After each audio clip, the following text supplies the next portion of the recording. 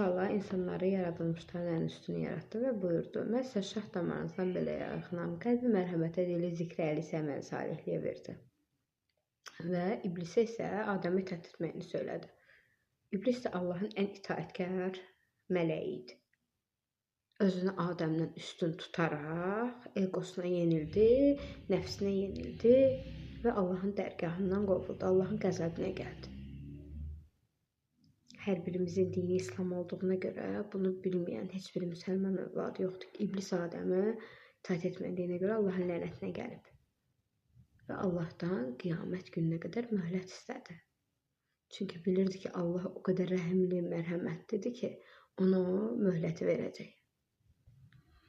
Allah Teala isə qiyamət gününə qədər İblisə möhlət verdi ki, qiyamətdə sübut edəcək ki, Adəm övladları İblisin tərəfindədir, yoxsa Allahın tərəfindədir. Təəssüflər olsun ki, indiki zamanəmizə gəldikdə İblis öz işini çox mükəmməl səviyyədə görür. Çünki ətrafımızda mələk dildində şeytanlar çoxdur.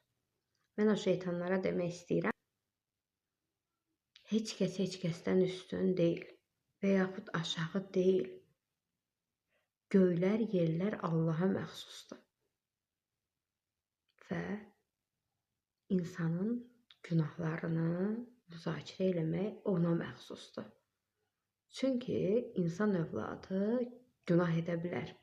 Günahsız yalnız Allahdır. Düşməz, qalxmaz odur. Və insan düşər də, qalxar da. Çalışın, Allahın buyurduğu kimi, qəlbi mərhəmətə veribsə, qəlbinizi kinə, nifrətə, paxıllığa yox, mərhəmətə ayırın. Dili zikrə veribsə, küfrə yox, zikrə ayırın.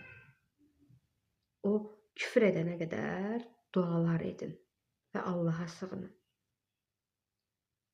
Və bir şey də unutmayın. Həyat fani, ölüm ani. Tək və əbədi gerçək axirət. Sağ olun, Allah'a əmanət.